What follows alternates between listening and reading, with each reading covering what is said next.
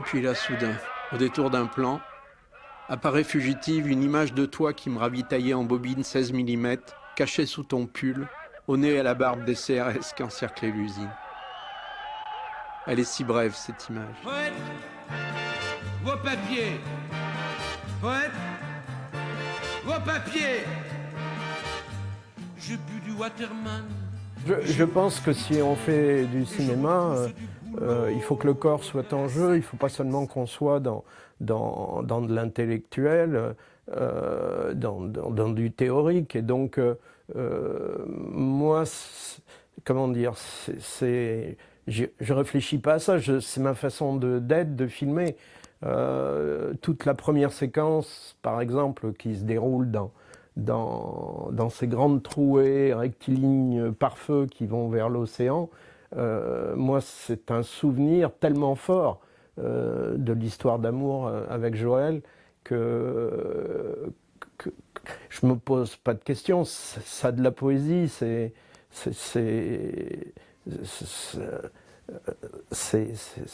le vent dans les branchages, le bruit dans le sable, des pas, même les mouches qu'il y a, que j'avais demandé à mon ingénieur du son. Il fait tellement chaud derrière les dunes où il y a les immortels, le son des mouches. Et puis c'est arrivé sur l'océan. J'avais fait pas mal de repérages avant avec mon petit smartphone, d'avancer, avec au moment du coucher du soleil, les ombres sont couchées, puis d'un seul coup, paf! Poète, vos papiers. Poète, Mais ça, je ne sais pas, il faut demander aux spectateurs. Mais c'est sûr que moi, beaucoup de gens à Jindou m'ont dit, vous mettez la politique en poésie. Ça m'a frappé comme réaction. Et précisément, enfin, pour moi, c'est ça qui est essentiel. Je pense que dans ce qui nous meut pour changer le monde, c'est un rapport au monde qui est profondément sensuel, qu'on aime les gens, on a envie qu'ils soient beaux. Moi, chaque fois que je vois une foule amassée, comme il y a dans mon film à un moment donné, cette image extraordinaire à Flins où la foule immense crie le pouvoir aux travailleurs, ça me donne la chair de poule. Donc c'est parce que un peuple se redresse pour lutter pour ses droits, je trouve ça poétique. Je ne saurais pas filmer autrement tous mes films d'ailleurs. Même que ce soit contre la double peine, quand je filme Bouddha, ce danseur qui était menacé d'expulsion contre la double peine, je le fais marcher au début sur une passerelle qui enjambe tous les trains, et c'est pour moi comme des flèches. C'est des RER on a fait cramer les blancs comme des flèches qui arrivent. Et le son, on est en 5-1, il y a des sons qui viennent à gauche, à droite, devant, vers nous.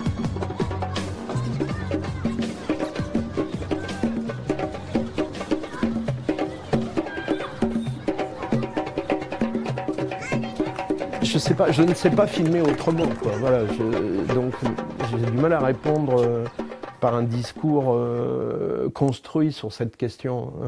Oui, ouais, mais c'est pour ça qu'on fait du cinéma. Tous les films ne sont pas comme ça. Ah ben non, mais enfin moi, c'est là où s'arrêtent les mots, commence le cinéma. C'est-à-dire ce que je trouve, ce que j'ai envie de faire passer là, c'est cette foi, cette joie qu'on avait à 20 ans à vouloir que le monde soit autre, à le changer et tout, continue, perdure à travers toutes ces personnes que j'ai filmées tout au long de ma vie. Et pour moi, c'est de la poésie, c'est clair. Hein. En t'écrivant cette lettre aujourd'hui et en redécouvrant les tiennes, je m'interroge. Que reste-t-il de nos amours ? Que sont devenus nos rêves, notre colère, notre rage de changer ce monde ? Je cherche, je te cherche. Ah oui, mais ça c'est sûr. Mais c'est en ce sens-là que, quand je dis pour moi, je ne sais pas filmer autrement qu'en mettant mon corps, je le dis d'ailleurs à la fin, je l'ai retrouvé, La Révolution. C'est ton corps aimé, mon amour. C'est vraiment un film sur le corps de Joël que je cherche, qui me manque. On voit dans ces photos qui arrivent au milieu du film, et dans la danse de Nash à la fin. C'est vraiment... Enfin, pour moi, c'était le solo, la danse de la résurrection, j'avais dit à Nash. Et donc, elle part du crump, qui est une danse extrêmement torturée, où le corps théâtralise sa souffrance pour l'expurger, jusqu'à une ouverture envers le monde. Et pour moi, bon, c'était vraiment ça. En ce sens-là, je suis entièrement d'accord. Pour moi, c'est un film de corps. Et quand je filme, j'ai l'impression de caresser aussi. Enfin.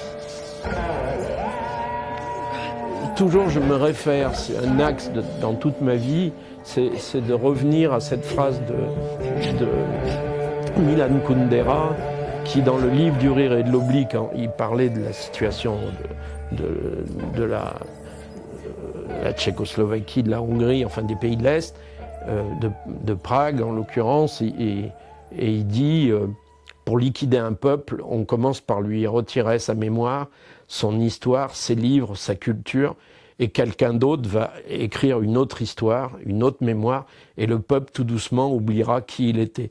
Et moi, j'ai vraiment l'impression que le cinéma peut nous servir à ne pas oublier notre histoire, l'exhumer, mais de manière vivante, qu'elle pète à la gueule des gens, et pas seulement, comme on lit dans les livres, mais vivante, quoi. C'est pour ça que j'ai beaucoup aimé Agindou, quand des gens m'ont dit, moi, je suis un mec qui parle d'Albi, qui dit « Moi, quand vous viendrez, je vous ferai aller dans des salles de classe et tout. » Je trouve ça formidable que ce mec ait compris ça, que ce film est fait pour transmettre à des plus jeunes qu'on a une belle histoire, et cette histoire, elle est faite de résistance, de gens qui n'étaient pas des grands héros dont toute la presse parlait, mais des petites gens qui, sans arrêt, essayaient de résister, inventer un autre monde. Et c'est ça qui a fait l'histoire de ce pays. Et je trouve que le rôle du cinéma, c'est justement d'exhumer cette mémoire, de la rendre vivante. Et voilà, donc pour moi, l'histoire de mon film est assez simple, en fait. Poète, vos papiers. Poète, vos papiers. J'ai bu du Waterman, et j'ai bouffé les traits, et je repousse du goulot.